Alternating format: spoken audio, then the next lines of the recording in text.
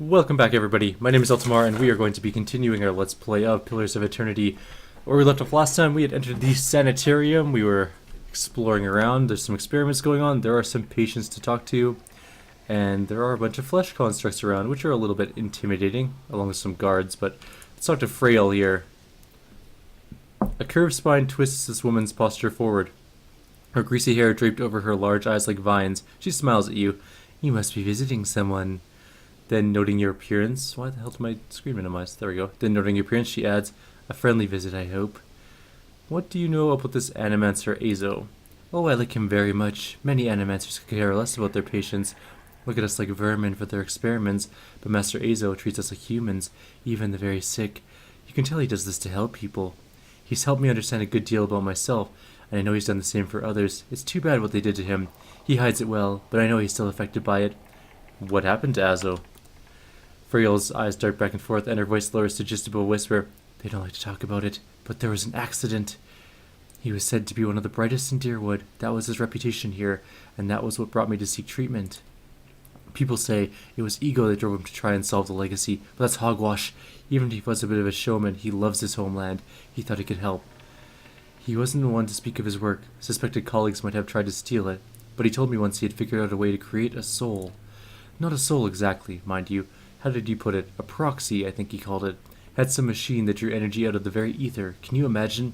The point is, it was going to help with the legacy. It was going to make Hollowborn into something easier to love and care for. Gods know that's something we need.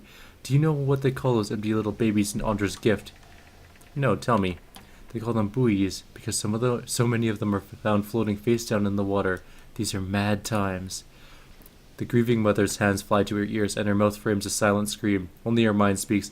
Evils that magnify tragedies. This is what we must stop. Anyway, Master Azo had scheduled a public demonstration of his work in Copper Lane. He was so excited. And then the next day he was locked in his office, turning away visitors, I heard. And he stopped seeing patients. I don't know exactly what happened, and I don't have the heart to ask him, but I'm glad they're letting him treat people again. Have any of the patients been acting unusually here? Well, there's Batixa, who relives a murder she committed more than 5 lifetimes ago. Idleman, who they say only has half a soul, and he was found collecting the faces of others because he believed his own to be the false one. Graham, he speaks in a language no one understands, and wails at night sometimes. Different from their normal behavior, I mean. Well, yes, I suppose, but nothing they didn't volunteer for. Master Azo let us know that a number of patients in the North Ward had volunteered for a new therapy, and would be escorted to his laboratory to receive treatment. The North Ward has our most troubled cases. I'm glad some of them have chosen to get help. It seems to me it's gotten quiet over there since it started. It's Graham I see them talking to the most. He struggles, but he's always a bit of a wild one. Would I be able to visit the North Ward? Hot chocolate. They like to keep them separate. I don't know that I've seen the guards allow a visitor. Just ask Master Azo. You might ask him. He's very sympathetic. Why are you in here? Behind her hair, her cheeks flush. I don't want to say. You'll think less of me. I'm listening. These last few years haven't been kind to me. They haven't been kind to anyone, really. I try not to think of it as personal. I lost my husband and both boys in the Saints' War. My daughter, the legacy took her before she was ever mine. I made do. What else can you do? I moved into a tiny place in Andra's gift, got by mending clothes on the kindness of strangers when I had to. But I was surviving, and the gods were watching over me. I could live with that. Then one day this noblewoman comes in, wants this fancy gown fixed. Gorgeous thing, this shade of blue. I'd never seen it before. Only I had. I looked at it, and it reminded me of something. I had what they call an awakening. I remembered being a noblewoman myself in another life, people doting over me, men doting over me. Me! The best food, the most beautiful home, all the things you could never dare to dream of, they were mine. It was poison. Knowing that, all those things that I had, that I'll never have in this life, it did something to me. My food started to taste rotten. The walls in my little room seemed to close in around me. I stopped being able to sleep in my own bed. So I came here. It was that or break into an estate or start ordering servants around. And it seems like such a silly thing to worry about. You don't have to tell me.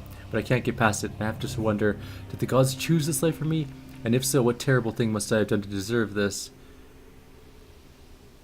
You had it right before. There was nothing to do but live with it. That's what's keeping me going. But it hasn't gotten easier. And that's just too bad. As you wish. The North Ward? How do I get to the North Ward? It must be over here. Was this door I couldn't get through?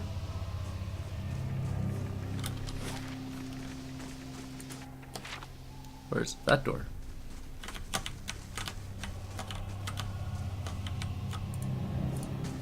Can't get through that door. It's all blocked off. It's not interactable. Maybe I can talk to the guard and let me in? Negative. Oh, it's whites. Okay. That is just too delicious for words. Unlike the other hazelnut hot chocolate I had that other day. That was not delicious. It was a little bit disappointing. Do I need a key? I do need a key. Alright, let's go back and talk to Azo again. Where was he? Didn't he have an office or something? Is this his office? Or this one?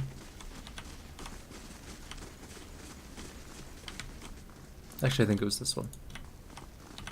No, it wasn't. It's not even out there. What am I doing? What am I talking about?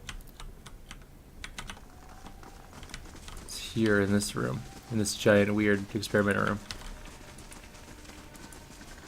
Alright, Azo, let's talk. What is it now? I'd like access to the North Ward. Out of the question. Those patients are in isolation for a reason. I've been given permission to conduct my investigation down here. You best cooperate. My answer is no. Whatever you're looking for, those patients will not be able to help you. Your forehead seems damp all of a sudden. Perhaps you should discuss your insubordination with the head warden. You smug cretin. How dare you come down here and meddle? You have no idea the importance of my research. He balls up his fist and digs his teeth into his index finger. A growl simmering beneath his breath and a deep scowl compressing his face. Fine. Speak to them for all the good it'll do you. I'm sure the discussions will be fascinating. He pulls a heavy key from one of his pockets and nearly slams it down on the floor before handing it to you. Thank you. You don't have to be all bitchy about it. He definitely has a touch of narcissistic personality disorder, but I'm sure they haven't diagnosed that in Pillars of Eternity just yet. Although they really should, because damn. Alright. So some of the cells have talkings. Is this my face? Tell me! I can't tell you. I'm guessing it is. This man has the look in his eyes of a hunted animal, and at your approach he staggers backward to the far corner of his cell, halfway appearing as though as if you would climb the walls it would get him further away from you. He cries out a bizarre primal utterance like nothing you have ever heard. You can't hide from me, leaden key spy. Graham looks at you blankly. It is unclear whether he understands you or not, but his panic has momentarily subsided.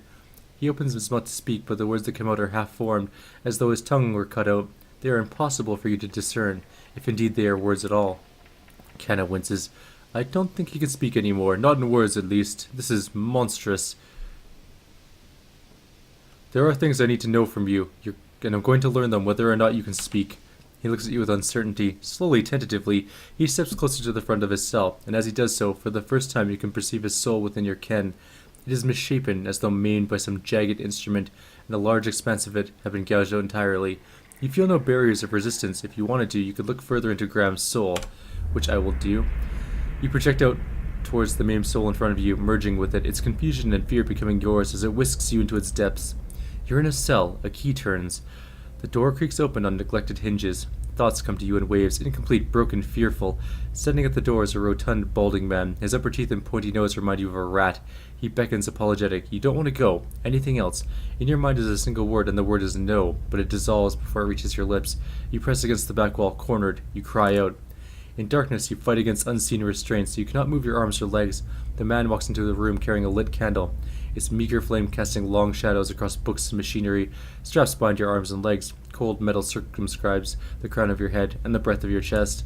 The man is sorry. He is in need of raw materials. They dismantled his work, and he needs another source. He needs to show them he was right. He thanks you.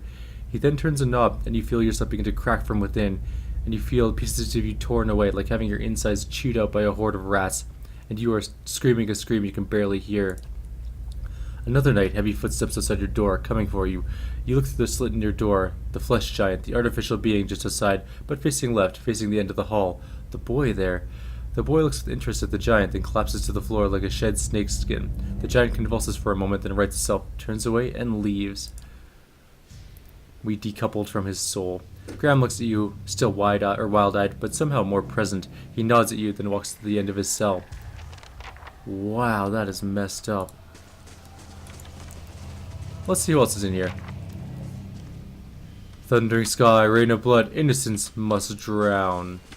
It's not super grim at all. Poor people. This isn't the treatment that they were promised upstairs by the cushioned seats and lush carpets. Is that the cure for soul sickness? To be thrown into a cell and subjected to the whims of your captor? They are lunatics and wastrels. At least here they serve some purpose. Ken glances at you. Do you see purpose in this? This all seems aimless to me. In this light, experiments for their own sake.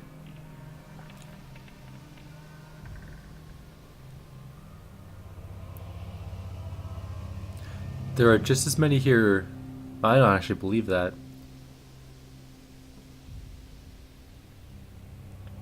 The Animancers justify their sadism with false cures and charlatans' tricks. Any good they've done is coincidence.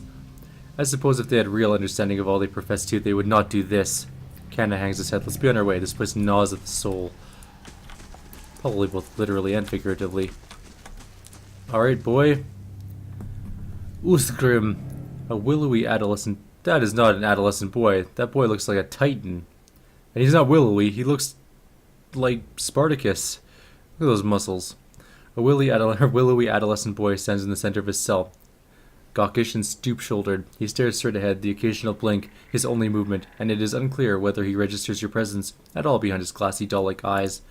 In this state, the barriers between your soul and his are thin and porous, easily bypassed if you should wish it. Sure.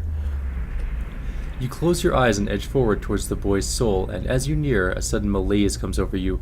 You are cold and warm all at once, sweating and shivering, and straining for breath, as you did on the caravan journey. The soul you approach is the wrong one, a parasitic plant that strangles its host. It is predatory and pitiless, and you have crossed paths with it before. Too late does it occur to you to retract, and already you feel yourself plunging into some interminable abyss of thought and memory. You are standing in a cell now, the same cell in the sanitarium. The halls are moonlit and empty, and you are waiting. At the far end of the ward, a door opens, revealing a flesh golem in silhouette beneath the stone archway. It makes its usual rounds, the same stops every time, the misbegotten child of despondent creators.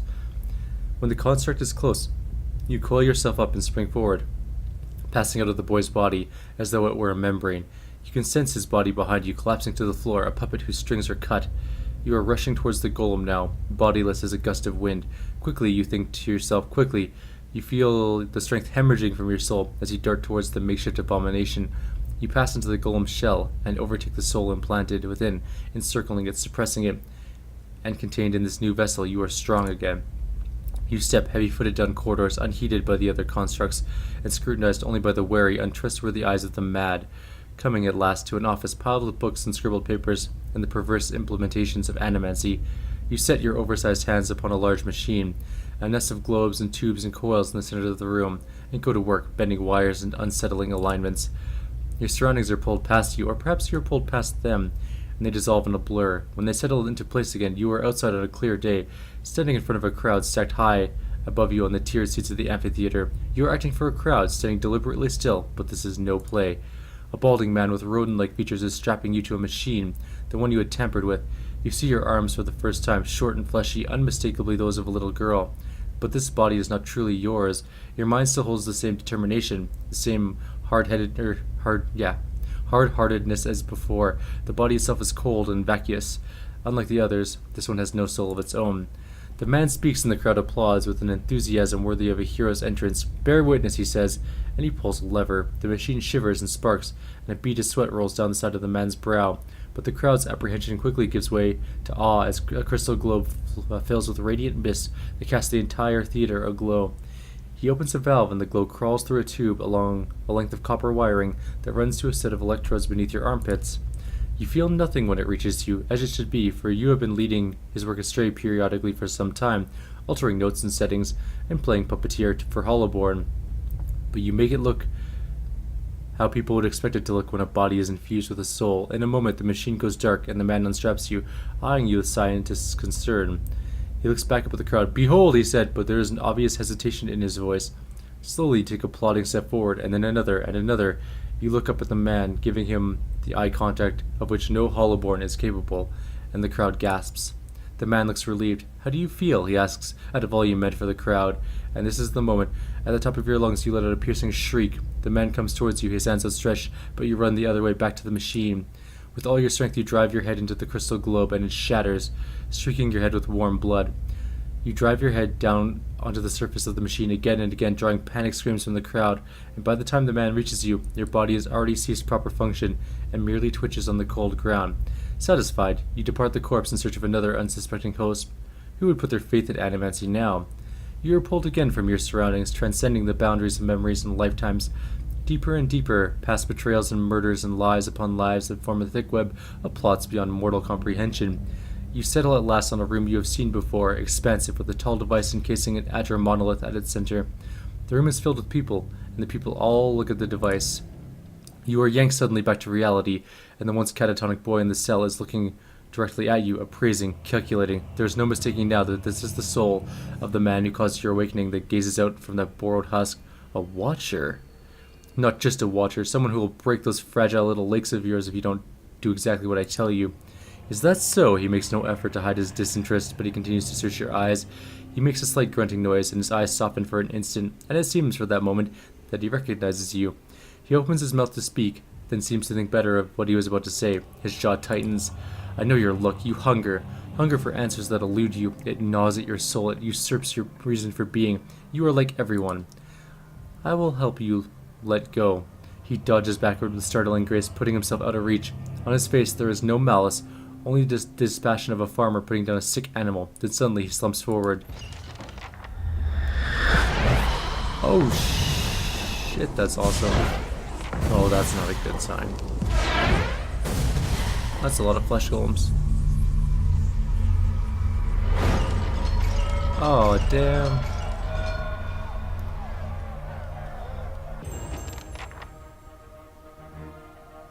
Okay, well, things have gone sideways a little bit here. Let's just get this party started.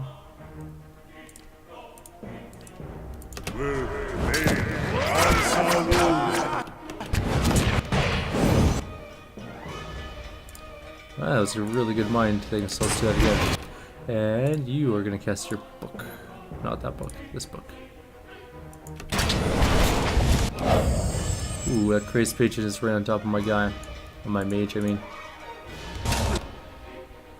Let's magic missile him away.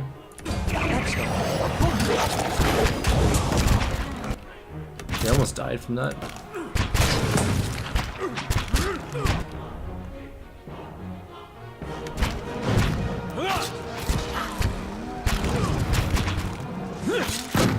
Sorry, Badixta. Take care of it.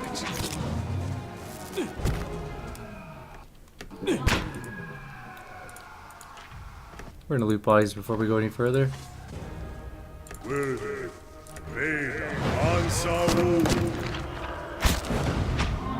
That wasn't so bad.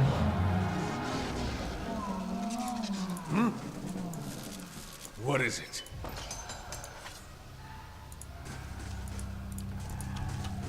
Now, where's that boy? Is he still in his cell, or did he... Oh, his soul just vanished.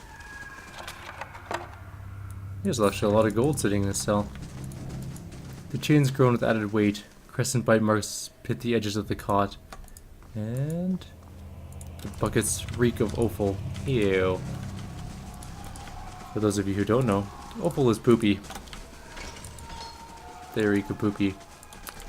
They're just shit buckets, literally. Hi, Flesh Golem.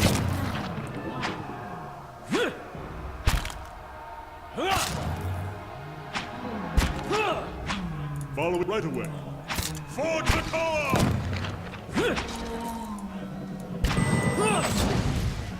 I'll let carpet fire bless this. Oops. I definitely hit the Windows key. I should try to find this key. My keyboard doesn't have that switch that I used to love on my old keyboard.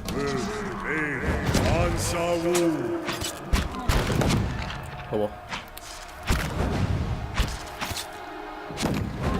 As you wish.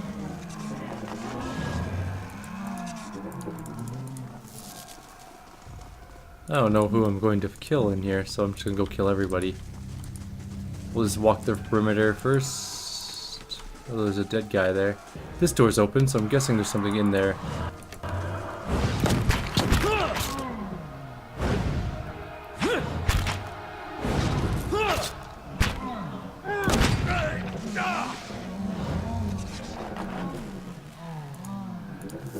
What did this body have? Oh, some copper. Okay.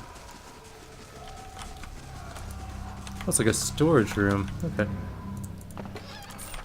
Anything else in here? Laying low.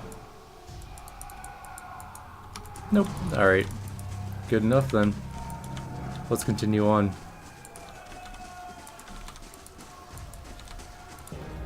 Yet another one. He took a pretty good hit there. I guess it was only 2 damage, never mind. Which is now healing.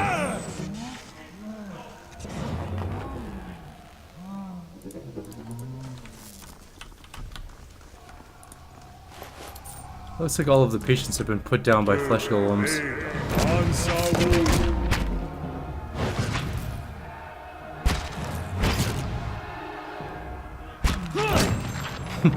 I love her blunderbuss. It looks so cool when she shoots it. Or pistol or whatever it is. Whatever she's using. I think it's a pistol. Right. Yeah. Well? Yeah, it is. Alright, I think he's probably going to be in here. If I had to hazard a guess as to where he's gone. Let's go talk to Azo. What have you done? You've been experimenting on patients against their wills, mangling their souls. I have witnessed it with my own eyes. Azo's face drains of what little color it had. How could you possibly? Look, it had to be done. Ethelmore and the others, they took everything from me. Everything when I was this close. I had to know. I had to know where I failed and why. Imagine the value if I'd succeeded. I had something I could make all those hollow infants into something like a real person. And with a few more patrons and a few years' research, who knows? Not one has come close with that, or that close with the legacy. It's why I have to continue. Why I have to risk everything here working in secret. It's why you have to lie to Ethelmore for me. Tell him you've cleared me of all suspicion.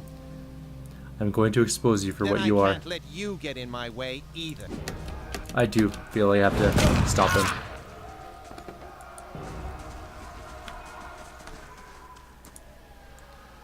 Ethically, I just couldn't let him live. I'm not even the most ethical person in the world. Why was it added to the stash? I put it right there. Okay, well, maybe they're not things I'm supposed to read? I don't know. We still have to confront that one guy, so let's go see where he ended up. Maybe he's in the middle here?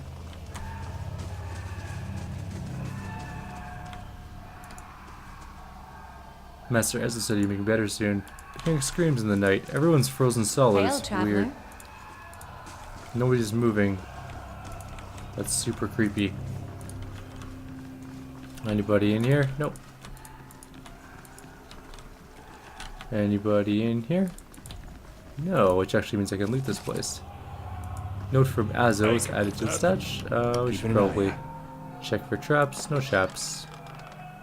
Good God. Alright, so a bunch of notes. There's another room here. Let's see if we can... Gods keep you. Nope. Don't need that. Which means I can't loot your stuff, which is fine.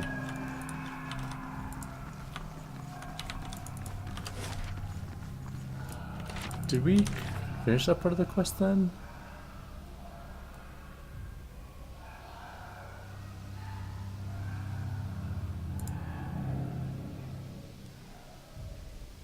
I need to subdue Uzgrim still.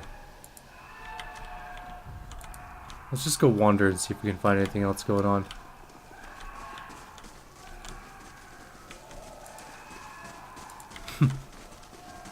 There's definitely a lot of screaming going on.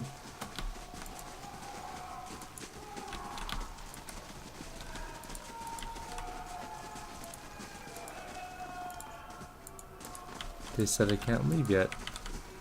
Can't imagine why that would be.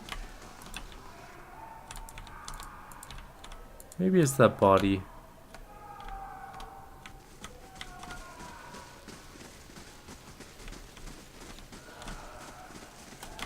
No, he's just dead. Well, I guess we're gonna move on and see if we can find him later. Maybe he went upstairs.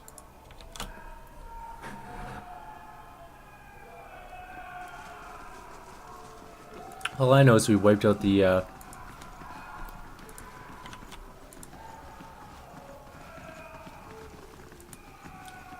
Sage, what do you have to say? She's busy. Misplaced her notes, which we stole. We've killed Azo for his crimes against humanity. Literally crimes against humanity that he's done. He is quite the evil person. Maybe Ethelmar can help us. Head Warden Ethelmar, when the blazes happened down there, you were given permission to ask questions. I had things under control until I killed the Leaden Key spy, at which point he possessed a flesh construct. You finished your explanation, and Ethelmar breaks his silence. I have read accounts of people in history who could do what you describe. The accounts are few and brief and never reliable. Some go so far as to suggest that they are all the same person. If truly such a person was here among us, plotting our ruin, would that I had a body again, and could be some real use in our time of need. I fear what the future may hold for this place. I am grateful you were able to dispatch the threat before there was a loss of innocent life. We very nearly had another scandal on our hands. What of Azo? What part did his experiments play in this catastrophe? I confronted Azo. I was forced to kill him. He groans in disgust. Such a waste. There is none more gifted working here. In time, I had hoped to rehabilitate his image, but a mind like his, so full of ideas, leaves little room for patience. I would inquire more into the matter, but in truth, you have done this institution a favor. Were his transgressions ever to reach the public, there would be a terrible uproar. I was blind to have trusted him a second time. His tone takes a more ominous quality that reverberates all around you. I trust you will be more cautious in future inquiries. Well met, friend. I'll try my best. I didn't get any experience for that.